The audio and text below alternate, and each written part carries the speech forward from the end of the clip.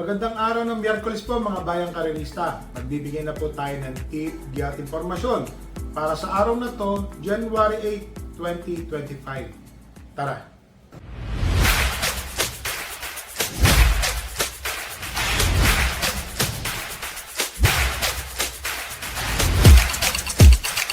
So mga bayang karerista, ngayong araw po ng Miyerkules, unang-unang carry over po sa taong 2025 Tick 6 amounting to 640,925.63 pesos.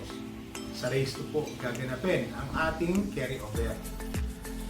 So mga bayang karerista, ang start time po ng karera ay sa ganap na alas 5 ng hapon. Pakita ko lang po ang ating cover.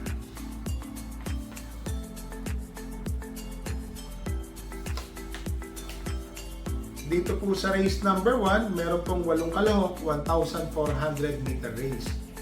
3-year-old and above maiden race. First choice po, entry number 2, True History. True Story. Mainam na kabayo po ito. Magaling na kabayo. Para sa akin po, lamang po itong kabayo na to. Pila ho, kailangan nun natin pumili ng panigundo. Second choice ko po dito, Batak sa Laban, entry number 8, Swift Andri. Parati po itong nasa timbangan. Kaya lang nung ulit takbo, hindi yung maganda pinakita. Pero sa tingin ko, may panalo po itong kabayo na to. Swift Andri, second choice. So dito po sa race number 1, first choice entry number 2, True Story. Second choice entry number 8, Swift Andri. So dito na tayo sa race number 2. Pick 6 carry over amounting to 640,925.63 pesos. Dito na magsisimula. Rating 11 to 15 split po, 8 runners. First choice ko po, entry number 2, Top Jose. Itong si Top Jose, mga bayang karerista, marunong po kasi itong sumunod na. Napansin ko, pwede itong manood na segundo o tersero pwesto, isang chak tuloy-tuloy. Ang distansya po is 1,200 meters. Tingin ko po may panalo po yan. Second choice ko po dito, entry number 6 is Snow White. Si Snow White po, mga bayang karerista, EL Blanca Plot. Maganda po ang numero, nasa labas. Tingin ko po may tsamba naman po yan, si Snow White. Third choice ko po, entry number 4, Heart of Steel.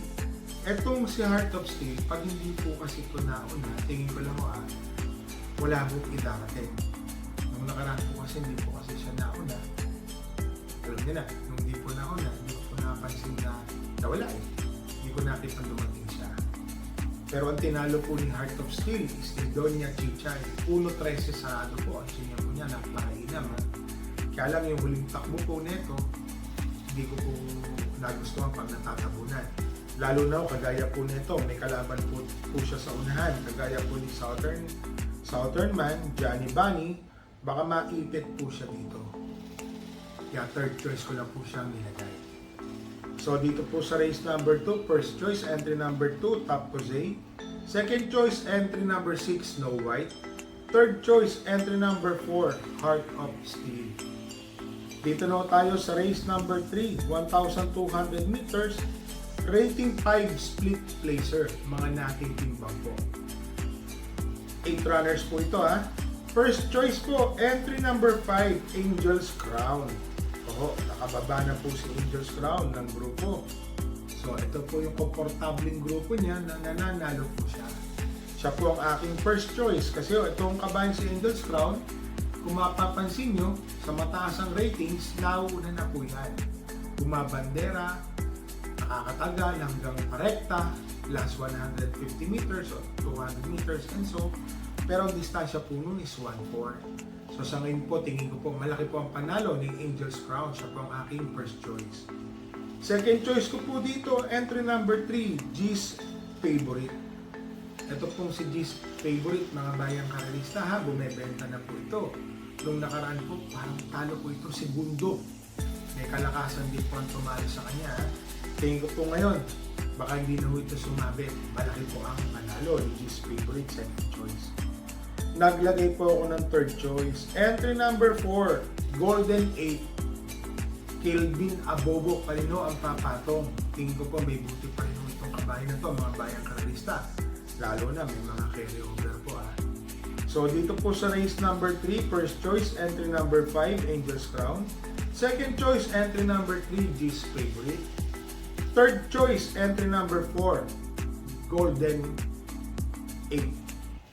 So dito na tayo sa race number 4, 1,200 meters, rating 6 to 10 split, 8 runners. First choice po, entry number 6, Sound of Silence. Ito pong si Sound of Silence, mga bayang analista. Nung nakaraan, nasa rekta na po ito.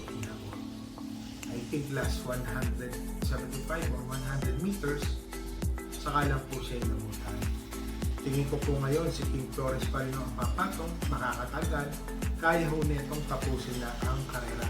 Magandang dihado po ito. Second choice ko po dito, entry number 7, Fast Sailing. Ito pong si Fast Sailing, mga bayang karerista, isang pwedeng nasa una, pwedeng rumere-mate. So, di po, magandang ano niya yung kabayo na to. So, sa tingin ko po, malaki po ang panalo nito, si Fast Sailing.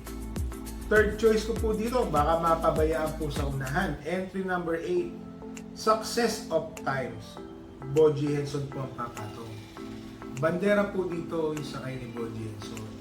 Nung nakaranos, parang si Tote Caballos po pumapatong dito. Talagang naaabutan lang po sa meta o sa last 50 to 75 meters. Pero ngayon po si Boji, wala po akong nakikita ibang matulin. Tingin ko po baka ma-ikalkula po ni Boji, manalo po ito. So dito po sa race number 4, first choice, entry number 6, Sound of Silence. Second choice, entry number 7, Fast Sailing. Third choice, entry number 8, Success of Times. Dito na tayo sa race number 5, 8 runners, 1,200 meters, rating 16 to 21 split. First choice po, entry number 3, Chocolate Thunder. Napakainam po nung nakaraan na tinakbo. Namitahan lang po siya, si Chocolate Thunder.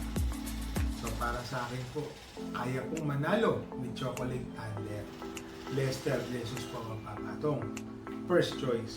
Second choice ko po dito, entry number 5, Darna. Baka siya po ang makinabang habang naghahabulan po sila sa unahan. Nakababa na rin po ng laban si Darna, mga bayang karirista. Tingin ko po malaki po ang panalo ni Darna. Third choice ko po dito, entry number 4, Stay Funny. Ito pong si Stay Funny, mga bayang karirista. Imported po ito. Alam naman natin, may mga tiyempo po itong halos parehas din po sila ni Chocolate Thunder. Sa distansyang 1,400 meters, 1.25, 25 media, 26. Ganun po naglalaro ang tiyempo. So para sa akin po, malaki rin po ang panalo ni Stay Funny. Dito po sa race number 5, first choice po, entry number 3, Chocolate Thunder. Second choice, entry number 5, Darna. Third choice, entry number 4, Stay Funny. So dito na tayo sa race number 6, 8 runners po, rating 11 to 15 split. First choice po galing sa panalo, entry number 2, Walking on Sunshine. Mainam po yung pagkakapanalo ni Walking on Sunshine para sa akin. Tingin ko po malaki po ang panalo ni Walking on Sunshine, mga bayang karirista. Sa akin po, Walking on Sunshine, first choice. Second choice po, entry number 3, entry number 3, Lucky Leia. Ito pong si Lucky Leia, tumapos na po ito ng segundo. Yun lang po, medyo napansin ko, parang kulang pa. Saka po yung tinakbo ng kabayo. Tingin ko ngayon, baka mag-umento po. Malaki po ang panalo ni Lucky Leia, second choice. Third choice ko po dito, entry number 8, Streisand. Alam niyo na, magandang dihado po itong kabayo na to. Baka makalimutan nila may isang Streisand na nasa labas. Yan po ang manalo. So dito po sa race number 6, first choice po, entry number 2, Walking on Sunshine. Second choice, entry number 3, Lucky Leia. Third choice, entry number 8, Streisand.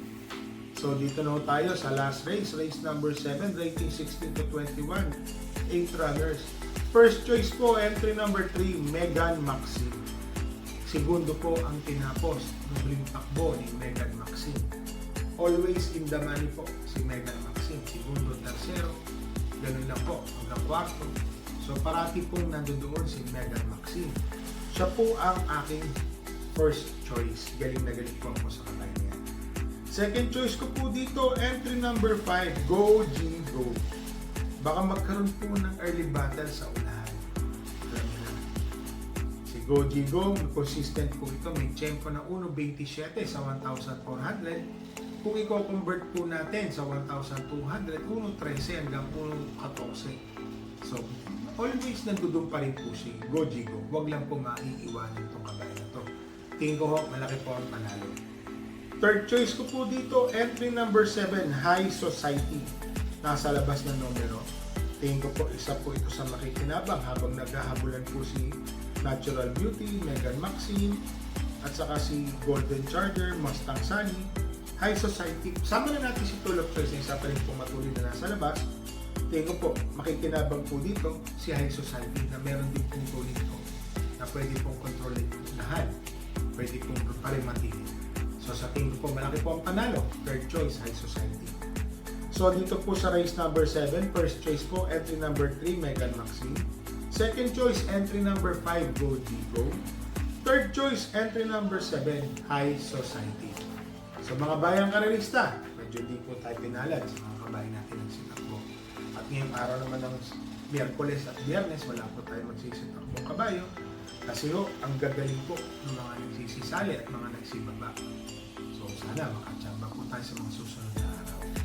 So ito po, mag-shoutout lang po tayo kay Boy Recto ng Makati, Mamerto Rodriguez, Antonio Cruz, Balbasimo to Alvin Napales, shoutout po, at saka ito Mr. Flightline, shoutout po sa inyo. So mga bayang karerista, re-remind ko lang po kayo, dala po tayo ng payong, medyo nag-uulan. Sa hapon at tubig na mainom. At parati ko po sinasabi sa inyo, bet small, win big, bet big, lose big. So mga bayang karerista, happy racing po and stay safe po sa inyo.